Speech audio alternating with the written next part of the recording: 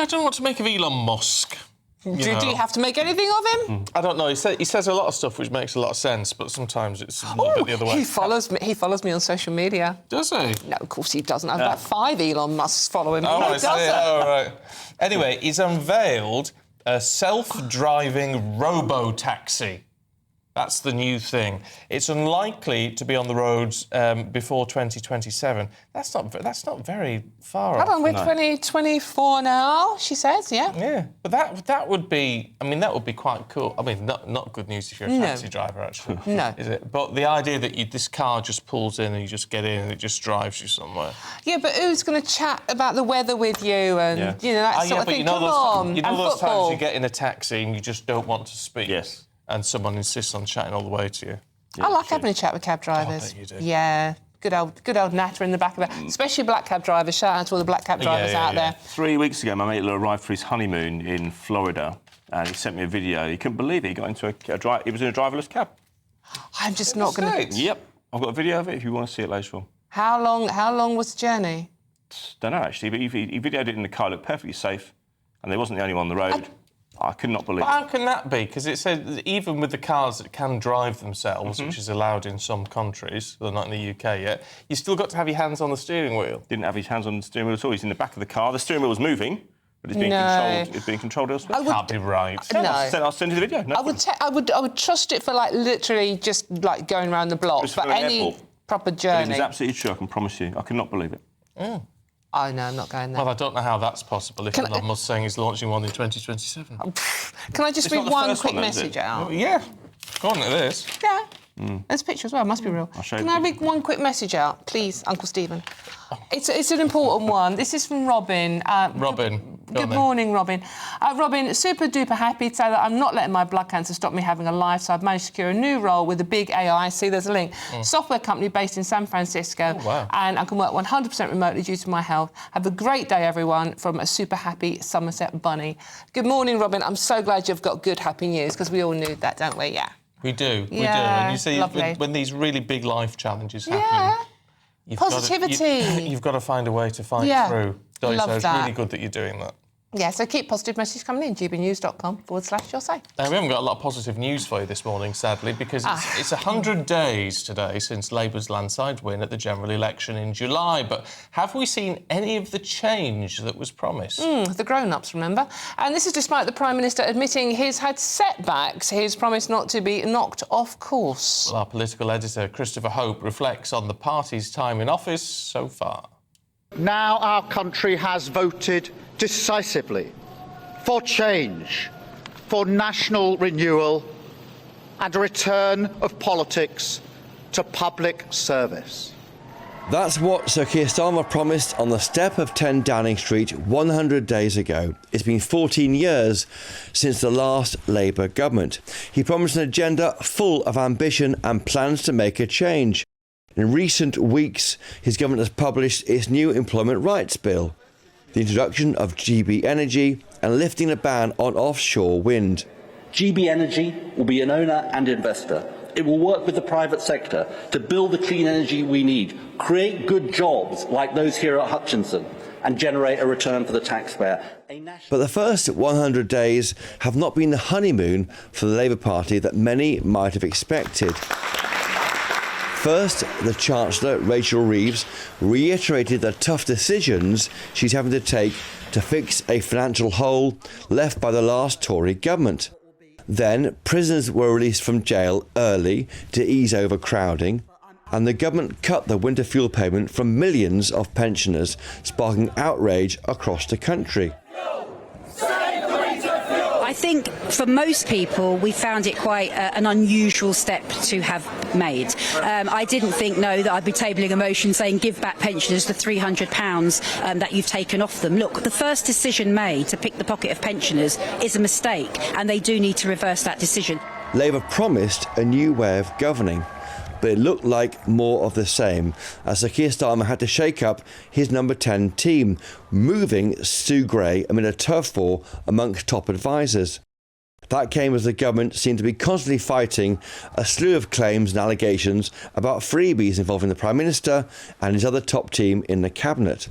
Prime Minister, you are having to reset before you've even hit 100 days in government. Your envoy for the regions isn't even here at this first summit. Is this embarrassing for you, and do you have a grip on what's happening in government? We've just had the first meeting of the Council of Nations and Regions.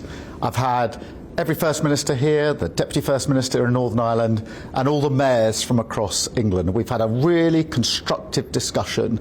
But the Prime Minister wouldn't answer the question. The Labour Party has not hit the ground running. Perhaps he might be realising that running a country is much harder than running an opposition. Still, it's only 100 days since polling day, so Keir Starmer has got time to get it right. The question for him and his top team is whether the electorate will remember any of this by the time they vote in 4 or 5 years' time. Christopher Hope, GB News. Let's talk to former Chief of Staff to Nadim Zahari. James Price, good morning to you. I mean, the Mail's saying Labour's 100 days of disaster. Well, I know the Mail's got an agenda. However, it's hardly been a glowing success, has it?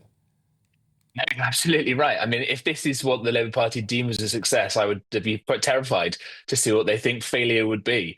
And the worst thing is this stuff isn't happening in isolation, right? They made all this big song and dance, as you've said, that they're the grown-ups. The grown-ups are back in charge, right? These are people who've not run so much as a whelk stall before.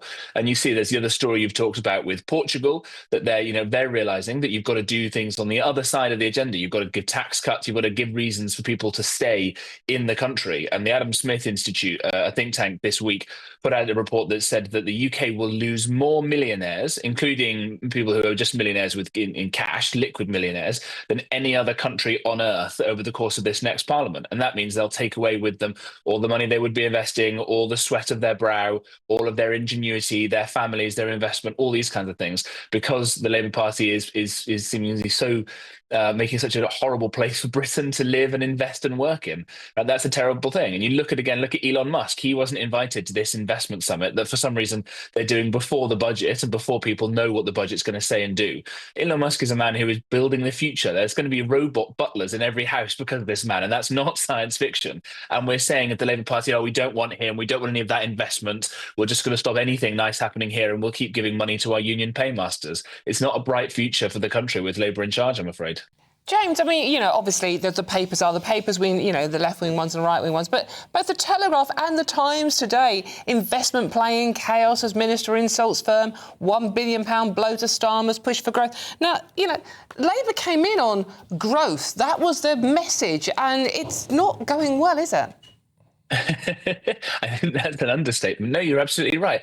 And look, this wasn't just the kind of Labour backbencher. This wasn't some Labour lefty firebrand socialist type. This was the Transport Secretary who just decided to insult one of the biggest ferry companies in the world. And then Downing Street have had to row back. So one of the press officers in Downing Street has come out and said the Transport Secretary, someone who sits around the cabinet table every week, runs the Department for Transport. The Transport Secretary's views, they don't reflect the government's views. Well, I'm sorry. How does that work? That's absolutely ludicrous. Are we now not to take anything that David Lammy says seriously? I mean, that would be good given that he decided to give away British sovereign territory. Are we not to listen to Angela Rayner? Are we not to listen to the Chancellor? This is absolutely bonkers to have it being run like this by the people who are supposed to be the grown-ups. And as much as this might feel like a bit of fun, James Price, the evil Tory, saying, ha, ha, ha, it's not so easy, is it? How do you like it? The people who are really going to suffer this are all the people at home who just want their streets to be kept safe, their children to have a decent education, which, by the way, the Education Secretary seems hell-bent on damaging Britain's schools, which are better than they've ever been and some of the best in the world now.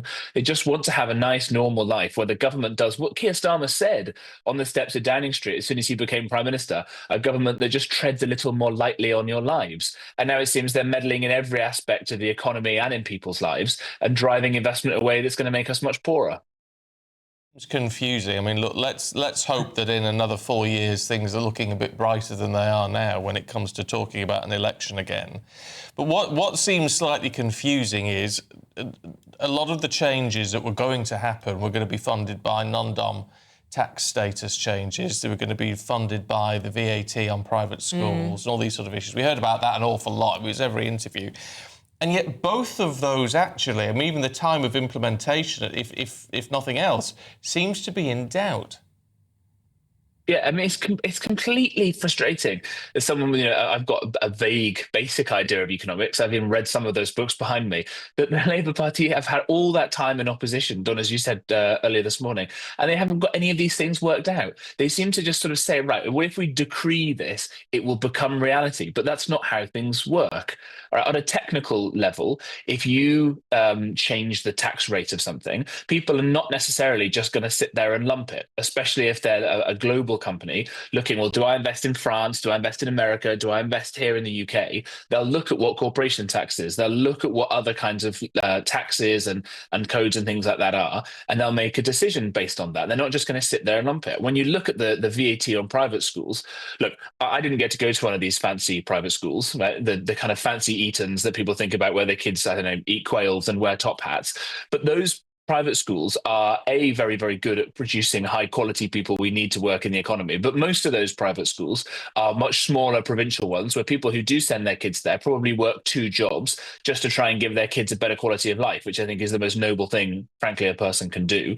Lots of them, of course, are for children with special educational needs and disabilities. They're all going to get absolutely clobbered by this. You've got parents of kids with disabilities who are terrified that their children aren't going to get the kind of education and support they need, because you've got a Labour Party who seem hell-bent on, frankly, class warfare rather than classrooms. And it's a crying shame, and nobody voted for this. Nobody voted for this.